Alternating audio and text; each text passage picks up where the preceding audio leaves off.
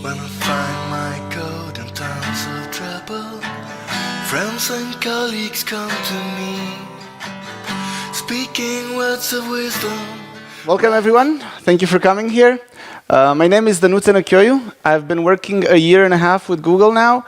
Before this, I worked at Microsoft for 3 years in SQL Server. At Google, I work on these internal tools that I can't really talk about, but they use kind of the same technologies and platforms that we make available to you as developers. So I'm going to talk about one of these technologies today, which is that, OAuth 2. So before we get started, I'm going to start with a couple of questions. So, who here, raise your hand, actually knows what OAuth 2 is? That's pretty good. That's pretty good. I see about half. That's very good. Who has actually used OAuth 2 in an application or something? Wow. Very good. Very nice. Good. So for the ones that did not raise their hands, OAuth 2 is a protocol and a technology that allows two applications to share a user's data with that user's consent. Right? So we're going to talk about this later, and we're going to go into more details. This cable is wants me to trip. It's very interesting. Right, so we're going to talk about it later, but the few of you that actually raised their hands that they had done OAuth, can you tell me in 2 or 3 words what you did with OAuth? Who was it? I think it was you, or? No? Yeah. Come on, log in, accessing what, Facebook? You can say it, anything it is. Okay, not a lot of volunteers? I know it's morning, guys, but really? Accessing Google APIs. Okay, what APIs were you using? Well, the last time that was the Mirror API. The what, sorry? The Mirror API. The Mirror API for Google Glass. Well, that I was not expecting. Very nice, very nice. So, accessing Google APIs, that's actually a lot of, pretty much what we're going to do today as well. The guys who said they've used OAuth, do you feel like you understand how it works? Do you feel like it's easy? Could be better. Could be better. Yes? No? Kind of? Okay, so what my goal today is, by the end of this presentation, I want all of you to think OAuth is actually pretty easy. And there's a lot of technical details that you kind of have to know, as with any protocol and platform and everything. But it's actually a pretty straightforward, easy to understand system. And there's this aura around it of, ooh, it's difficult and nobody really understands it and it's weird. And I want to fix that. I want all of you guys to understand how OAuth works and what it is. For my demos and examples today, I'm going to be using App Engine, the application platform for Google. Who knows about App Engine? Okay. Very good, very good. So it's a platform that allows developers to build applications and services that run essentially on the same infrastructure that Google services run with. So you get things like scalability, and you get high availability, and you get good performance, and all these things a lot easier than if you were to write it yourself from scratch. So we're not going to have time to talk about App Engine too much. It's not really important to the talk, but I do want you guys to give it a shot. Once you go home, App Engine is free to try. You essentially pay for the resources you use, but there's a free quota that is quite decent. So you can get started and play with all the APIs and see what the platform feels like and works like, and it'll not cost you anything. So go ahead. Try it out, see how it's like kind of developing on Google infrastructure. Anyway, okay, here's the plan for today. First, we're going to, so I figured it's early in the morning. I figured I don't want to give you 20 different slides or diagrams or whatever and try to explain everything. We're not going to do that. We're going to mostly be coding today, which is cool, exciting. We're going to start with a 5-minute introduction to OAuth. I'm just going to tell you a few things just to set it up. Then we're going to take this little demo application that I built on App Engine, and we're going to add OAuth integration to it. We're going to make it call a Google API. You're going to see what it's about. And then we're going to kind of wrap it up, take questions. But despite that, I encourage you to ask any questions you have, like raise your hand, as soon as you don't understand something. So I want you all to, be with me in this exercise, right? And if you feel like you've lost something and you can't figure out what I'm doing, just raise your hand, because if you don't understand it, then that means I'm probably explaining it wrong, and probably other people in the room are also not understanding it. So just stop me and say, hey, that makes no sense. Okay, so OAuth. As I said earlier, OAuth allows two applications to share data of a user in a way that kind of allows, with his consent, right? In a way that allows magic to happen. And by magic, I mean anything that one application by itself could not do. So let me give you a very simple example. I have one application that knows my musical tastes, right? It knows what bands I like and what artists I like. And there's this other application that knows what concerts are playing in Pardubice today, right? So by themselves, none of them could do it, but together they could tell me, hey dude, Justin Bieber is playing right across the street, like go and see him, right? So, I mean, that's totally a theoretical example, absolutely. And this is what we aim to do. And why this is, I mean, technically it seems a bit complicated, but practically it's very simple because it's the most natural way to do this. And I'm going to prove this to you. Now, the following questions, anybody who actually knows how OAuth works, please don't answer. I would like answers from the people who have never used OAuth, have no idea how it works, right? So, you have a friend. His name is Matt. Your friend Matt comes to you and gives you all these files. And he has like bank files and his diary, I don't know, and his utility bills and all kinds of random files. And he gives them all to you. And he asks you to, of course, keep them safe, and he trusts you to keep his files safe, right? Then you get a call. And this guy comes on and says, you've never met this guy, you have no idea who he is. He says, hi, I'm Matt's accountant.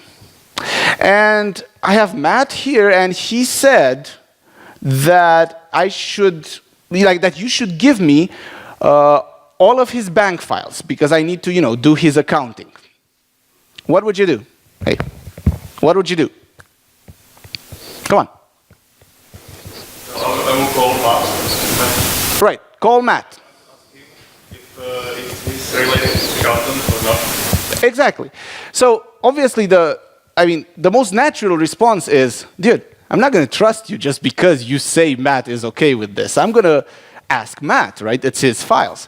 So especially since in this example, the guy claims Matt is right there with him, I would say, hey, can I talk to Matt? So you talk to Matt, and Matt comes on, and what do you ask him? Well, I hope I would recognize him. Yes, let's say you recognize his voice. He's a great friend of yours. You really know him. So you know it's Matt. What do you ask Matt? I would ask him if it is okay if I gave files to the accountant. Right.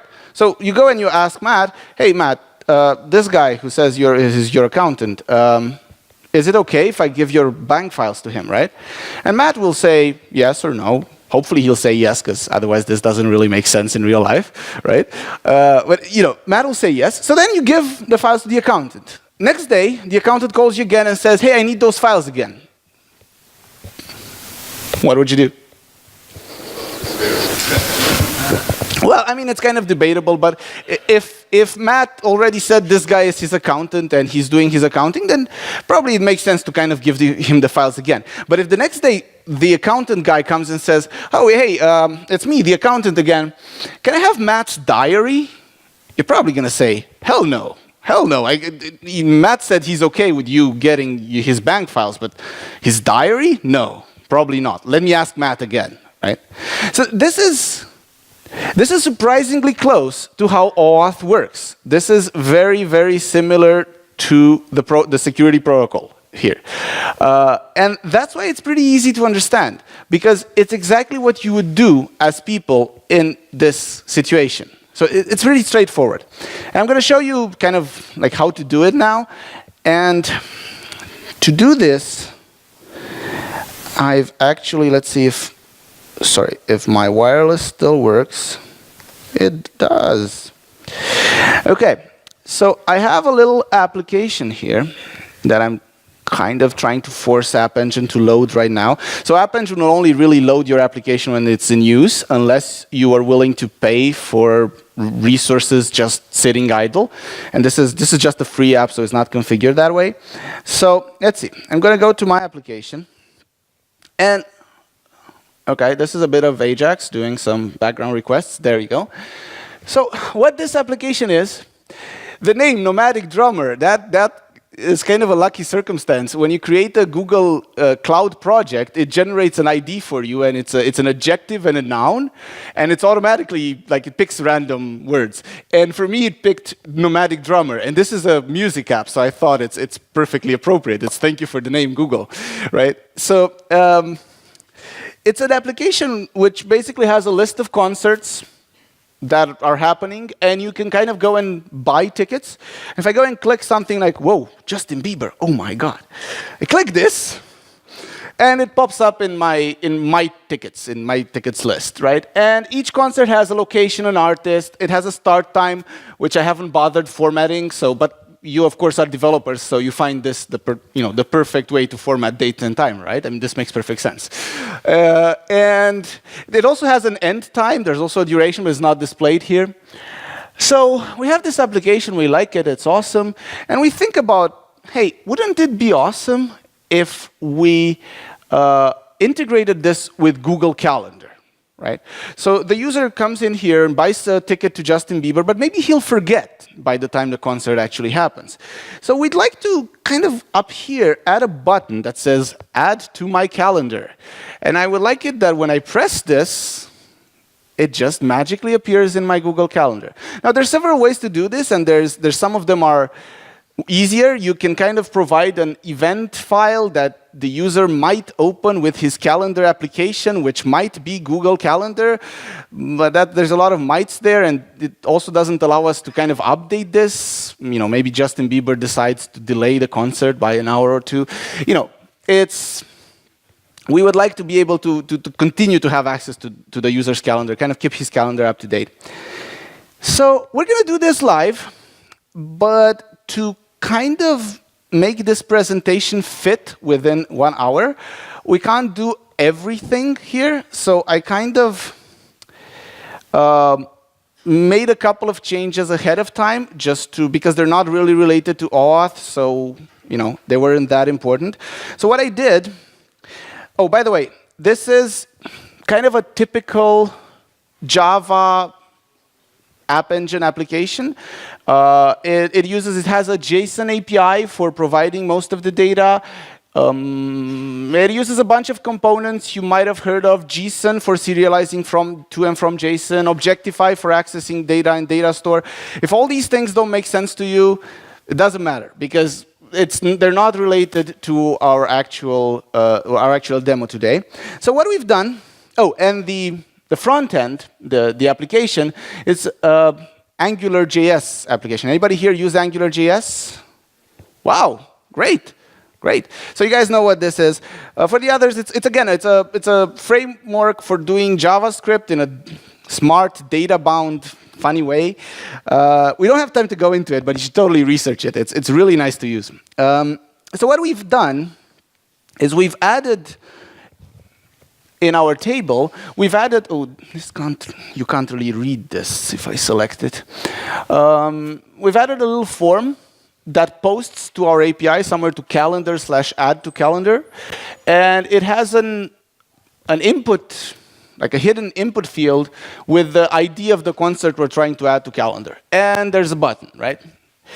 And what the other thing we've done, just kind of to prepare, we're using something called Jersey for mapping like for directing requests from the user to our code. It's not very important that you understand how that works. The point is, this will come in here. Any kind of requests to /calendar in our applications will hit this class, right? And we've added a little, let's see if this helps. I should be able to make this, I think if I click here, yeah, there you go. There you go. So we've added a little add to calendar method that right now claims it added the concept to your calendar, but doesn't do anything, because that's where we're going to put some code in. And I've prepared ahead of time this little method, add concept to calendar, that uses Google Calendar's API to actually add the event. So Google Calendar, like many other Google products, offers a very fully featured API. You can do pretty much anything you can do in the UI, you can do programmatically through an API. It eventually, adding an event kind of boils down to posting a little blurb of JSON to that URL, googleapis.com/calendar/v3/calendars. Then the calendar ID, which happens to be your email address, so we can just kind of grab that, then /events. And you kind of post a little blurb with summary, description, location, things like that, and it'll just pop up on the calendar. The problem is, we could just call this method now, but the problem is if we do this, what do you think will happen? What will Google Calendar do if I just kind of do this now, as is? Well, it will tell you no, because my random application that I've just written on App Engine shouldn't be able to just go to any of your calendars and add events to them, right? So that's not how it works. So it'll just say, no, access denied, right? And to make it accept this, you have to set this. Oh, again, selection kind of breaks it, so let's not do that. You have to do this, right? You have to put an authorization header in the request that contains a magic string that will make Google accept your request. And so what we're going to do for the rest of the presentation, essentially, is get this magic authorization string that works. So let's get started. Do note, this is live. There's no tricks here. It will probably be wrong for a couple of tries. We'll compile it and see what breaks. I also need you guys to be my background Java compiler. So if you do see something that is wrong, like it makes no sense in Java, just speak up, because it is probably a mistake. I'm doing this right now. So let's see. OK, so getting back to our introduction to OAuth. What was the first thing we said we'd do? Well, we need to ask the user, hey, dude, are you OK with this guy accessing your calendar? And let me show you how this looks on the web. I'm just going to show you in this little tool called OAuth 2 Playground. Right? This little tool, it's very good if you're actually developing OAuth 2 applications or anything. It allows you to try everything out ahead of time. And how it works is, let's say that I'm going to explain what this list is in a second, don't worry. So let's say I want to access calendar. I click this, and the user will see something like this. See? OK, let me make this a little bit bigger. There you go. That's the name of the application, Google OAuth 2 Playground, is requesting permission to manage your calendars. Ignore the second line there. I'll explain that as well. Don't worry. But for now, ignore it. And so the user gets two buttons. This one is actually blue. It comes out very gray there, but it's actually blue and says, allow access or no thanks. The user is actually quite polite. No thanks.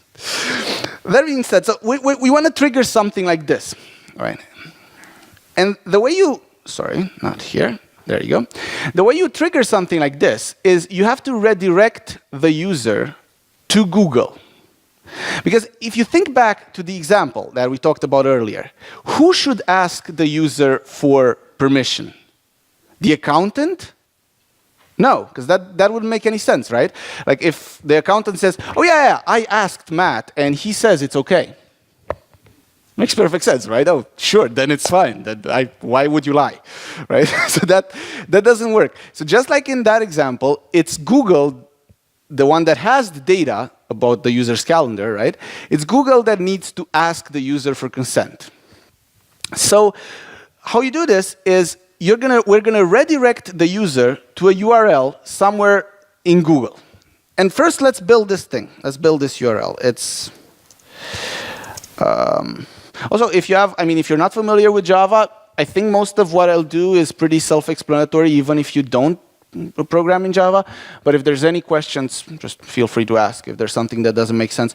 So we're gonna build this URL string, and let's see what goes in it, because actually this URL string is how we will communicate to Google what we want, and we're going to see how that works. So first, there's one particular address that we need to go to trigger that confirmation. It's well documented in the APIs. I'm just going to type it because I kind of know it by heart, but you don't have to remember this by heart. You can totally see this in the documentation, right? And it goes something like this: accounts Google.com. You know that anything that is really secure and really important towards the security of your account happens on accounts Google.com, right? So what do we need to tell the guy, right, when we call him? Let's see. Well, first we have to tell him what we want. And what we want is we want to do this OAuth thing. And unfortunately, it's a little bit more complicated here because there's not a single way to do OAuth. What we're going to do is called the server flow for OAuth. And this means that we have a web server, kind of a traditional web server that you send a request to, it gives you back a page. And we want this to get access to your calendar, like the server. We want the server to be able to access your calendar. This is called the server flow, but there's other flows as well. There's flows for a smart JavaScript app to do this. There's also flows for things like a fridge to do this. I'm not kidding. There's a way to do OAuth on a device that has no keyboard or display. Well, I think you need a small display. I'm not entirely sure. But there's all kinds of flows for OAuth to support all kinds of devices. Mobile phones, maybe a native Windows application, right? That's not a browser. That can't use cookies and things like that, right? There's different flows for all of them. And the one we're going to do today is the server flow. And the way you ask for it, you would think it's server, but it's not. It's response type code. Glorious. Anyway, again, fully documented in the API. You just kind of go and look at it, and it'll make perfect sense. OK, now we have to tell him, hi, I'm Matt's accountant. OK, that part. Well, that part is client. Hey, typing, how does it work? Live demos, right? It's exciting. Let's try refreshing this and see what happens. Oh, of course, the wireless stopped working. Yay. OK, just a second, guys. DevFest 2013. Unfortunately, I think we might have lost a couple of changes here, but we're going to do them right away. Yeah, no worries. Yeah, see? Lots of moving parts in this demo. Like Cloud9 can fail. Wireless can fail, App Engine can fail, my laptop can fail, and I can fail. So hey, it's going to work well. Let's do this again. Right, so we should save more often, right? See, you learned something today. Save often. OK, we had accounts google.com/OAuth 2.0auth, right? And then we already said we want to do the server flow, so response type code. And what we were doing now is we were adding who we are. And that's something called client ID. So the way this works is each application that wants to use OAuth to talk to Google services needs to register. But this is not as horrible as it sounds. You don't have to fill a paper form and send it by mail or anything crazy like that. All you have to do is you go to something called Google API Console. And if you look at API access, there is a button here to create client IDs. And when you do this, it'll ask you, can you see? Yeah, I think it's fine, right? It'll ask you what kind of application are you? Are you a web application, a native application? What are you building? And what's your website, and so on. So I've already done this, and we have a client ID here. The client ID looks something like this. It's ugly, right? There's also something here called a client secret. And, sorry, not that one, this one. And this is essentially something like a password, right?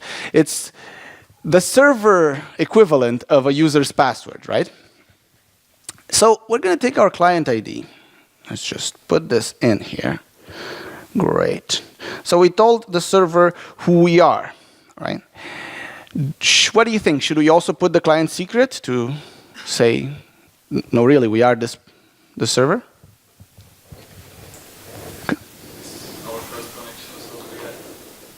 Okay, you think you have to? Somebody else? Can I get a no? No. No, absolutely not. And the reason why not, yes, we should. Like logically, you think that yes, we should tell them that prove that we are this client. But actually, what's going on here? We're not talking to Google directly. We are actually sending the user to this URL. So this URL is going to the user's browser. And remember, the client secret is just like it sounds, secret. So you should actually keep it from the user. Nobody should know this except your application. So unfortunately, at this point, we can't prove to Google that we really are this client, but we claim to be, right? Okay, fair enough. So we're this guy. Okay. The next question is, well, so what do you want? Okay, you're his accountant. What do you want? Well, what we want is to access the user's calendar. And the way this works is in OAuth, and actually in a lot of Google APIs, you have a concept of scopes. And scopes are basically, let's say, they identify a part of the user's data and some rights on top of it, right? So, for instance, you have a scope for reading the calendar, for writing the calendar. You have a different scope for reading email. You have a different scope for finding out the user's birthday, right? There's all kinds of these scopes, right?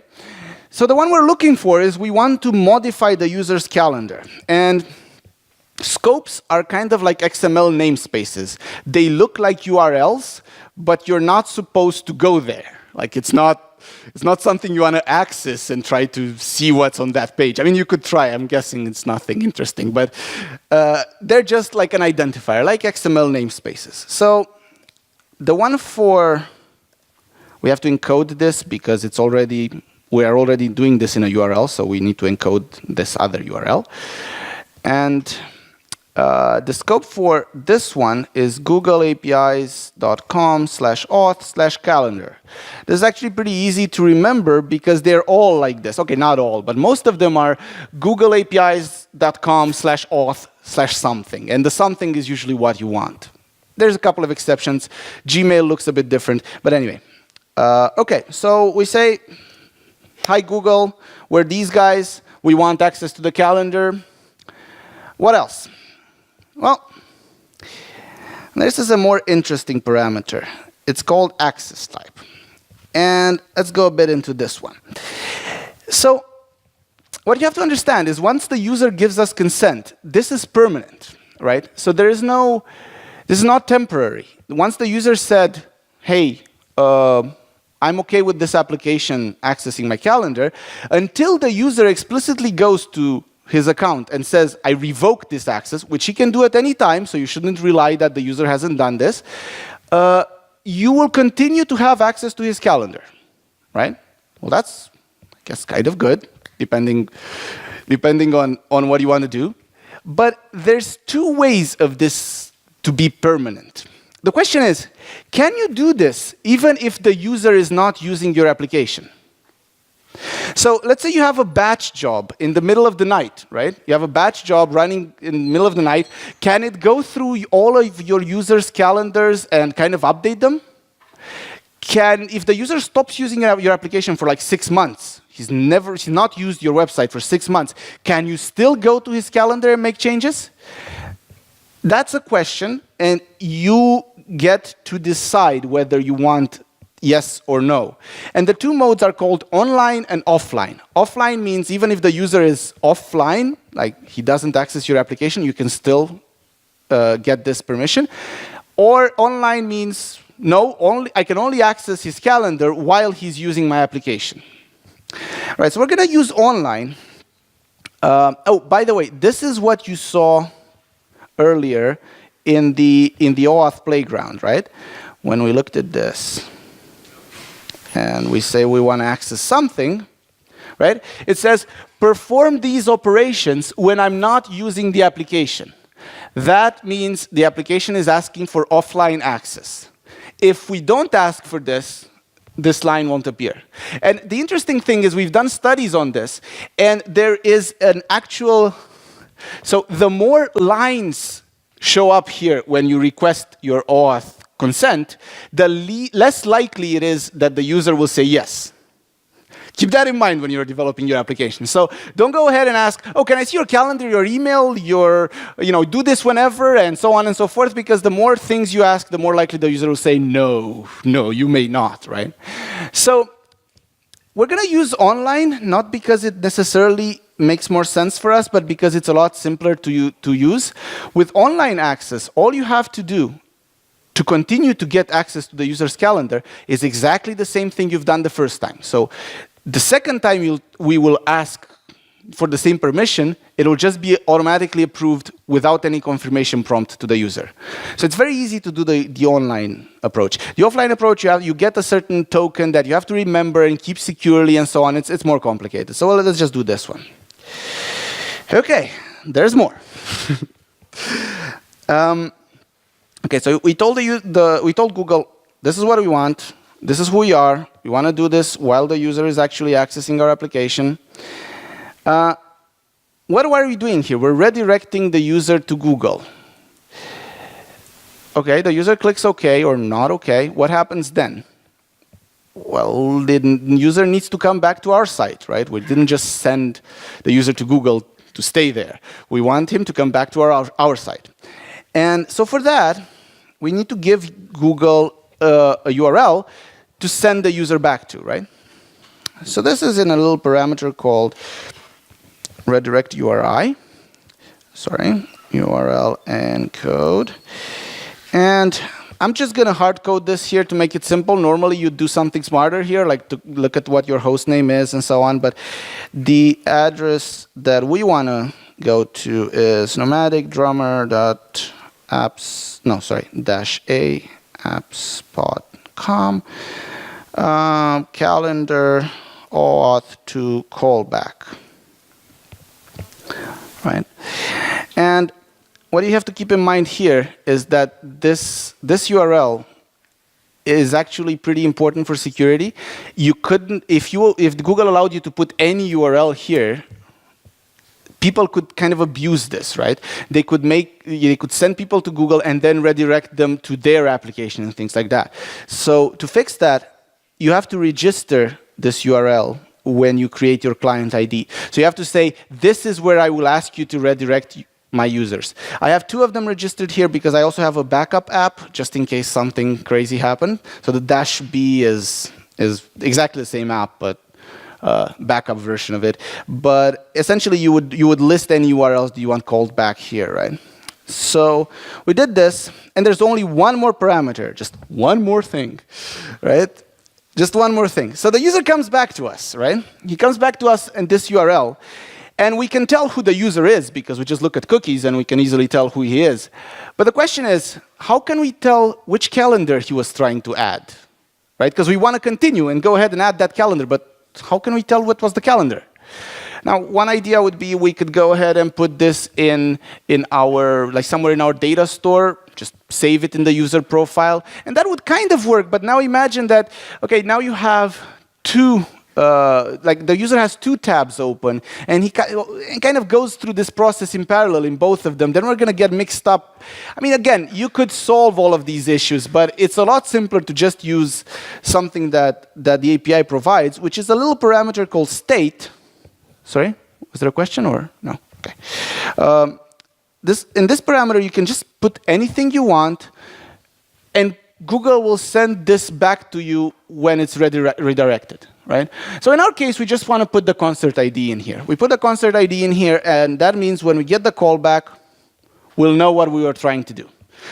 Whew, okay, we've built this. I promise this is the most complicated part of the whole process. So now we need to actually redirect the user to this, and this syntax might be kind of unfamiliar if you have not used Jersey before, but it doesn't matter. It's just basically a redirect. URL to string, right, belt. And it no longer returns a string, it returns a response. Again, if this makes absolutely no sense, doesn't matter. It's simply a redirect. We're just saying, send the user to this location instead. Okay. Right. So we send the user to this location. Okay, I should save because you never know.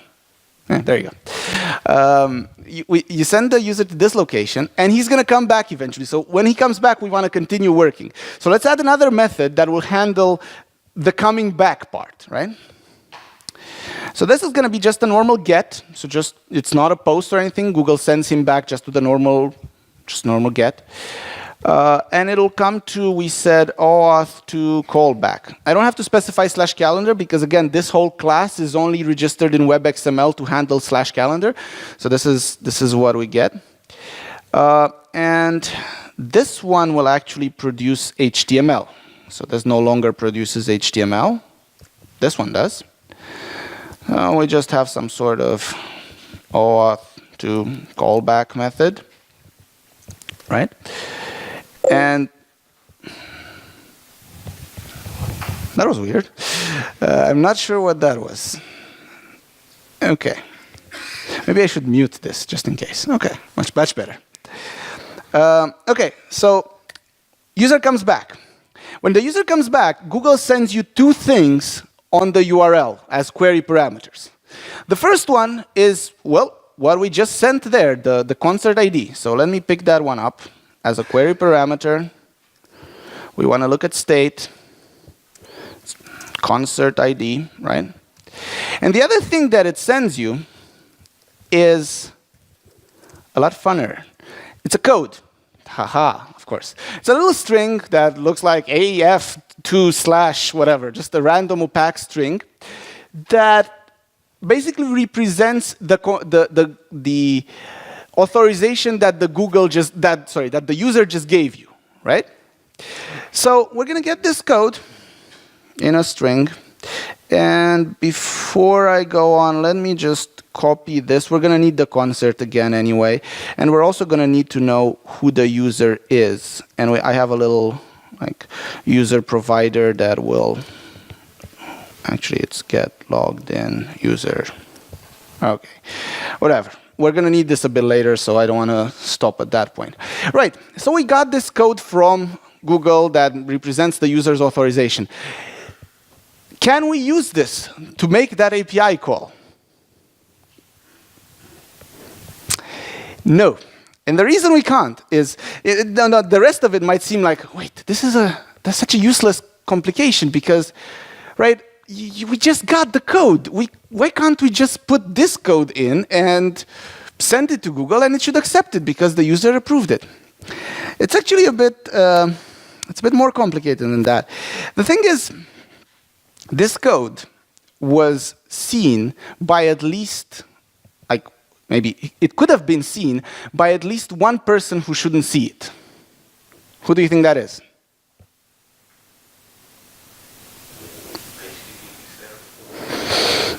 Which HTTP server? Like yours?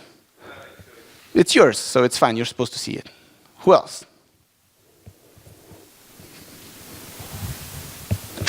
The user. Okay, and this might seem really scary. Wait, why do we care about the user seeing this code? He already has access to his account because it's his account, right? So why do we care? We do care because this code, or well, if it was the real code, it would allow you to access his account in your name, in your application's name.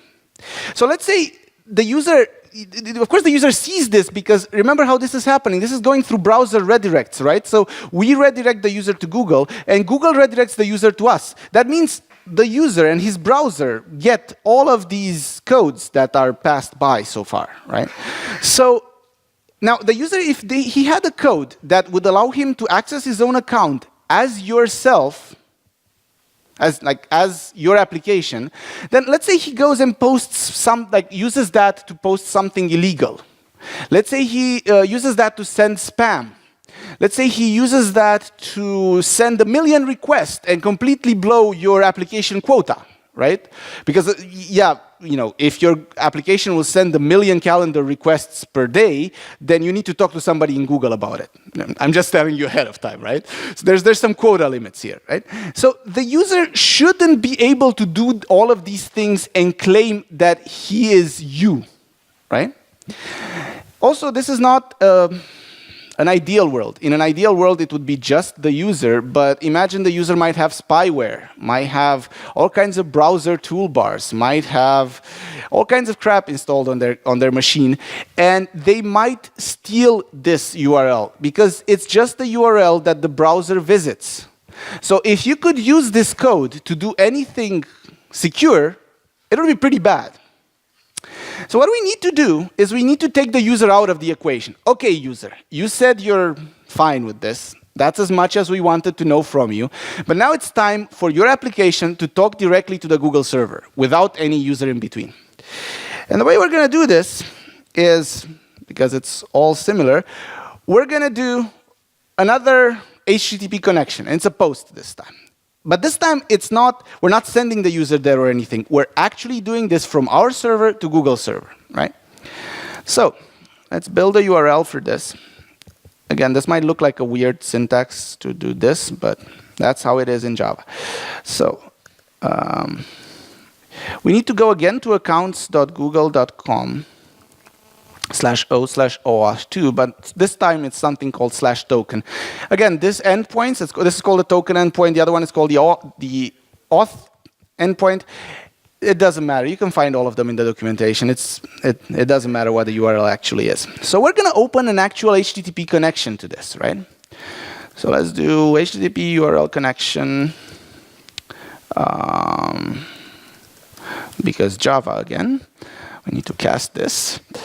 URL open connection, because I mean, how would it know, right? Okay. Anyway, so we have our connection. There's a couple of things we need to set on it, right? There's set request method, because this needs to be a post. There is, in theory, this could work with a GET as well. They require you to do a post because it's slightly more secure. For instance, most web servers are configured to log the complete URLs that are accessed via GET, but they will not log the content of a post. So it's slightly more secure to send sensitive data over post than over GET, just as an FYI, right? So we have to do this, and I think we have to set some really funny looking thing called do input and do output. I find this API to be very confusing, the connection API. What is input and what is output and whatever, but never mind. Let's ignore that for now. So now we want to send something to Google, so we need a stream writer and output stream writer with connection dot get output stream. Okay, so you can now write things to Google. And we're not going to write love letters or anything. What should we write? Well, let's start with the obvious. We have that funky code that we worked so much to get. Might as well put it in here and say, hey, look, we have a code. We have a code. It's awesome. Next step. Well, we again have to tell Google who we are. So we're going to go, client ID. Wait, there's an actual ampersand here because this is again URL-ish encoded. So we have the client ID again. Whoa. Don't get funny on me. Okay. So we have the client ID. But this time, yes. Yes, that should be right or that right. Thank you, Java compiler. Thank you. Guys, do this. Seriously, it'll save us a lot of time. Okay, so now we're connecting directly to Google servers, right? So we can finally tell the secret, like we can finally really prove to Google that it's us, right? So we're going to say write client secret, and I'm just going to copy paste this from here. It's again an ugly string. This is a lot about ugly strings. You've probably noticed this. Right, so we said who we are. We also have to, this is kind of a security restriction. It wouldn't technically be 100% needed, but it is. And the way it is, we have to specify again what the URL we redirected the user was. And I guess it's a little bit of a security feature, like just to check that we totally should know this if we're the real deal, right?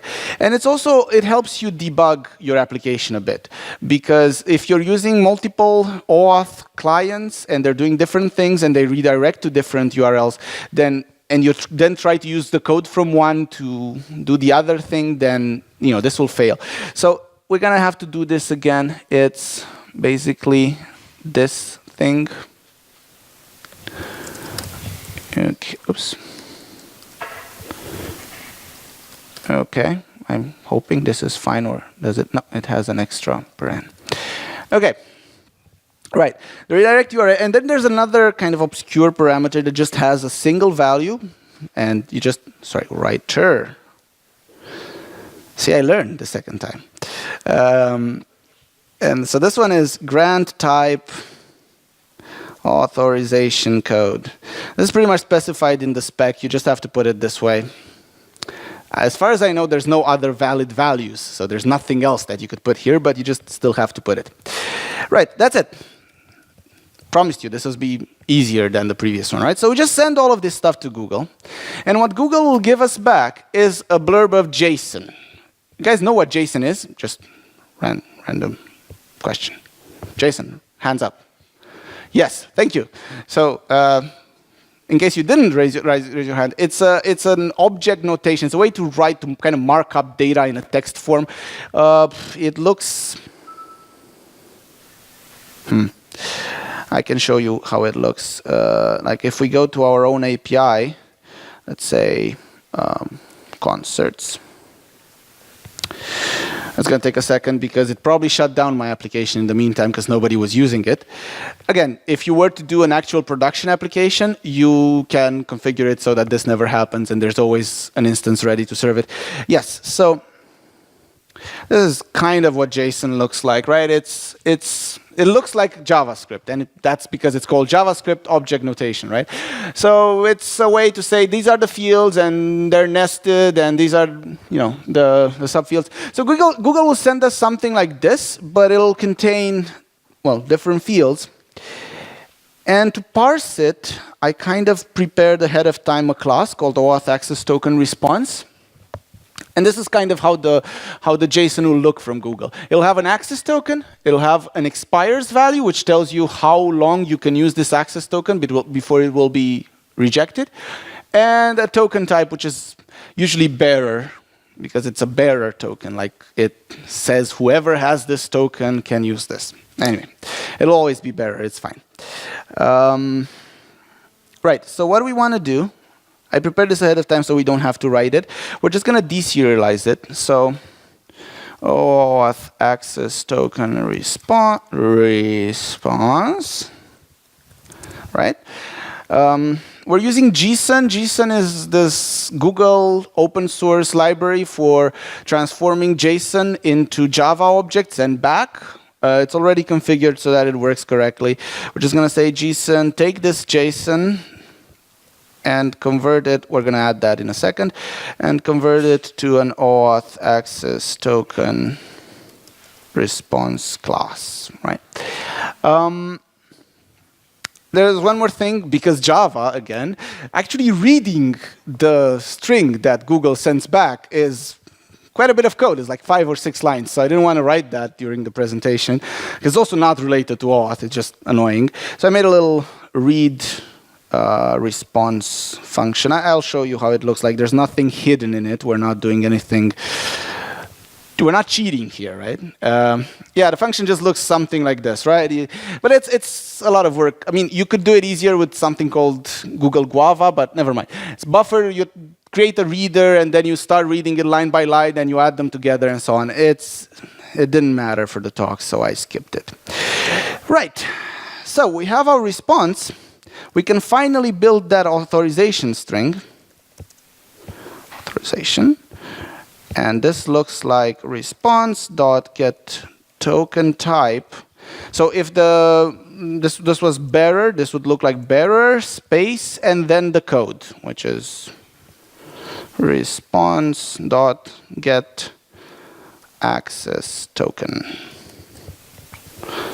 Java compiler, am I doing right? Okay, nobody sees any warnings or errors. That's good. Actually, there will be some warnings because URL encode will throw a deprecation warning and so on, but ignore those. You should specify the encoding. So, okay, so we got the authorization. All that's left to do is call our original method, add concert to calendar, pass in the user, pass in the concert, and pass in the authorization string. And that's it. And that should work. And we're actually going to try it. So you see that, yes. Missing semicolon, where's my, oh yes, there's a missing semicolon. Thank you. This is great. Anybody else? No, seriously, it's like crowdsourcing the compiler. It's awesome. Okay. Let's see if Java agrees with you all. Like if Java finds an error and you didn't, oh, ooh, man. Let's see this. Let's update this. It's going to take a second. Unfortunately, I can't make this font bigger for some reason. I mean, I can, but weird things happen when I do that. Okay, those are, no, 3 errors. 3 errors, guys, come on. What do we have here? Oh, this one you maybe wouldn't have known. It's actually called URL encoder, not just URL encode. It's okay, let me just fix that. We did it a couple of times. We did it here, encoder, encoder. So wait, you guys don't know the entire Java libraries by heart? Like, what the hell? No, it's fine. Get this. Okay, let's run this again. Ooh, excitement. So think again about what we've done, right? So we redirect the user to Google. We watch a Java compiler. No, we redirect the user to Google. Guys, I am disappointed. No, I know what this one is. It's Java again. Can you tell that Java is not my favorite language? Like, I'm just saying. I know what this one is. I always do it, even. So Java has this concept of checked exceptions. So some things might throw an exception, and you must explicitly declare that you're going to handle this exception, or else. And the or else is you can also declare that you might throw it. And I'm just going to take a shortcut here and say throws exception. Just okay, in case this was not obvious already, do not do this in your production code. This is demo code, guys. This is just a small prototype. I'm going to talk in a second about how you would do this in a real-life application, right? But okay, we're just going to say throws exception here. I think even your Java teachers would kind of go, and we're going to see if our terminal still works. No. Does our internet still work? No, of course. Let's do that again. Now we got internet. We have internet. Da, da, da, da, da, da. Okay, let's do this again. 3rd time's the charm, right? I mean, how many Java errors can there be? Okay, those are just warnings. Those are just warnings. Don't be alarmed. So it's really crazy. You have to actually specify UTF-8 in a string at the end of that call to encode, and then it throws another exception, checked exception, for content charset encoding invalid. So in case you send the wrong string, you have to actually handle this. It's It's very crazy. Okay, deploy to App Engine. We're just waiting for the new version to be ready. As you can see, actually deploying to App Engine is a really quick process. You don't have to do much. You see, it just compiled, deployed. It took 29 seconds to build and deploy. And now it's just taking some time to start. This is because of the way I wrote my application. It would be a lot faster if I tried to make it fast, but I didn't because it's just a random app. Okay. Okay, let's go back to not this, and not this, or whatever. X7, this. Okay, that's a little bit big. Come on, Ajax. Seriously?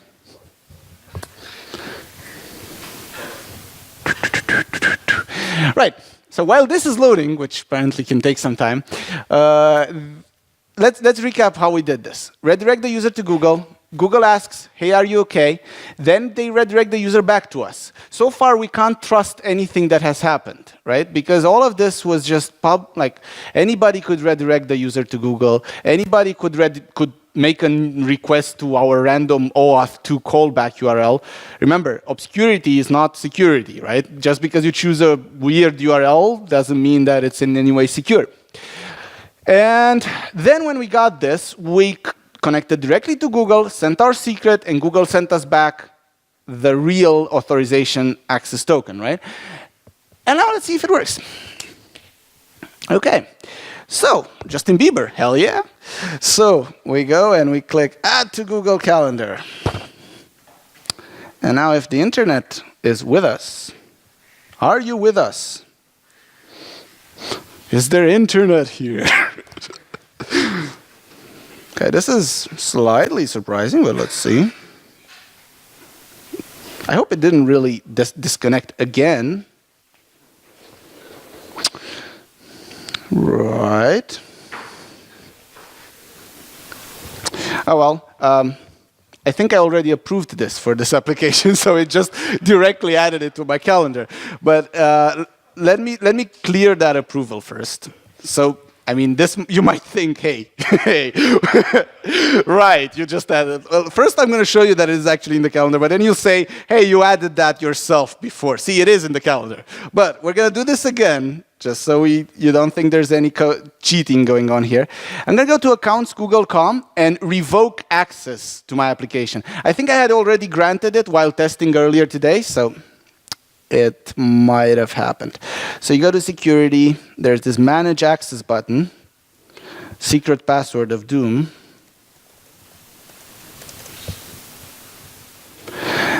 Okay, so see, this is the list of applications that have access to your account. See, it says Google Calendar. Yes, sure. No way, I don't like these people anymore. There you go. And let's do this again. Okay, just refreshing. Still looks good. Click here. This time we should get a confirmation box. If we don't, then we just found an interesting way to access APIs.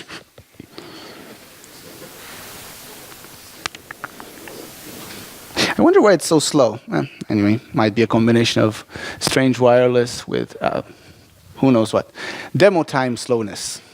You've all done this, right? Like whenever you show something to someone, it doesn't work, or it works really slowly, or it crashes, or there's Java errors. I don't know. So we got your confirmation now, and it says Nomadic Drummer OAuth demo is requesting your permission to manage your calendars. Because we did it online, not offline, there's no perform this operation while you are not using their service. It's just, we want to manage your calendars. There's actually a little bit more info for people who don't understand what manage your calendars is. View and manage your calendars in Google Calendar. Wow, that was helpful, right? Right? Anyway, so I guess the only thing that makes more explicit is, by the way, this includes the ability to see your calendar. So we're going to say allow. Well, we're going to go through how to do this in real life, but we totally did not do the deny flow. Like, the user might say deny, but our application is not prepared to handle that. So this is so slow today for some reason. And I was trying to kind of advertise that App Engine is fast, and that's not how it's supposed to happen, but anyway. as soon as this finishes, which will take, there you go. Justin Bieber added to my calendar. And you saw I deleted that earlier, so there's no tricks this time. We come back here, see it was deleted. We're just going to refresh it, go to agenda, and there it is. Justin Bieber in my calendar. Woo! Thank you. Okay. I'm gonna let you ask questions. Just a couple of things first. One, do not do this at home, right? I mean, do this at home actually, but just for your experiments and prototypes. If you're doing any real production work, I strongly recommend you use a library that does this. Hopefully this helped you understand how it works, and if you want to try out more things, go ahead and do some prototypes and play with it. It's not that hard. You've seen how much code I had to write to do this. But if you're actually doing production code, there's amazing libraries out there that will do all of this for you perfectly and actually do it securely. Some of what we've done today is actually not very secure.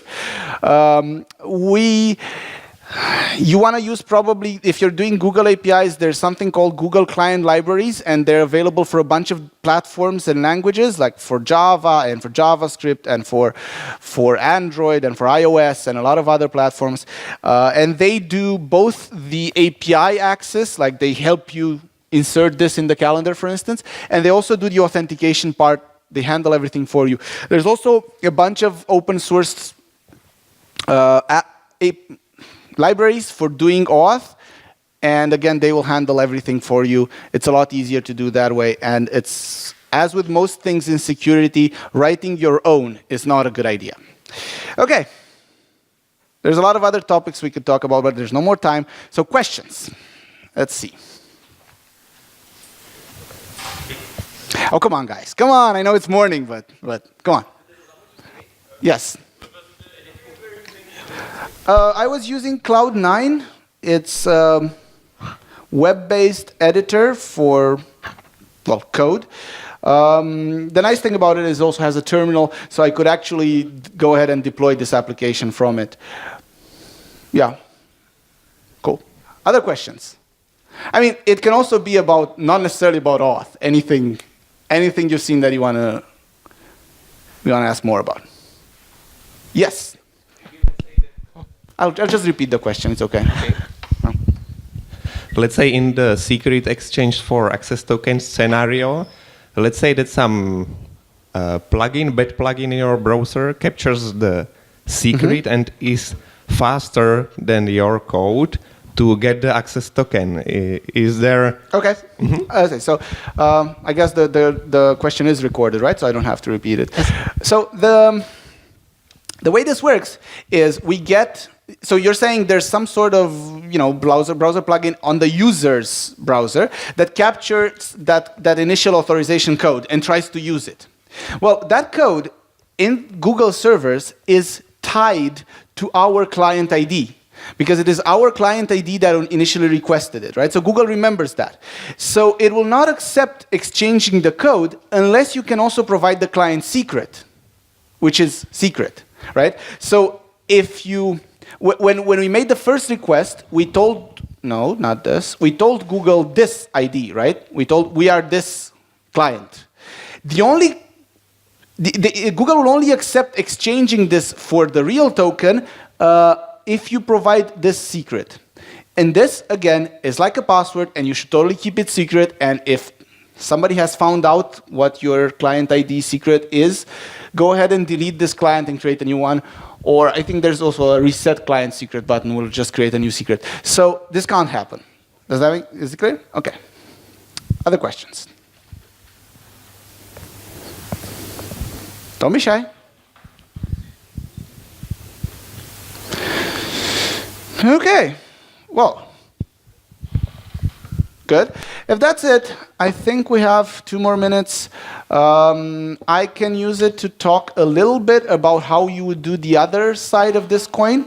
So what you've seen today was how to do an OAuth client, right? This is how to connect to a service that allows OAuth access. There's also the other side of the coin, which is how to implement a service that allows people to access it via OAuth. And this, at least on App Engine, I strongly recommend you try this, is very simple on App Engine. It is very simple. You have something called OAuth user service, or I think OAuth service. The point is, there is this one method that will tell you which user is currently accessing your website via OAuth. And Google will do all the authentication for you. It will do all the dialogue, because normally if you're doing the server side of this, you need to do the confirmation box and everything, right? So, but Google will do all of this for you. It'll use the exact same infrastructure that Google uses, but it will be a separate scope that represents your application. So it's very easy. It is literally, I was planning to do this in the demo, but there wasn't enough time to do all of it live. It is literally something like 10 lines of code to enable your API to be accessed by OAuth. And you should totally do it, because if the user is okay with it and somebody comes up with a use case, like somebody has an idea on how to use your API for something magical, then why not? It's not a lot of work for you. It uses Google security, so it'll be fine. That's it. Anyway, thank you very much for coming. I hope at this point, you all feel like you understand OAuth, and it's not a scary beast or anything like that. And yeah, if you have more questions, I'll be around all day. Go ahead and reach out to me. Thank you. Thank you. Thank you.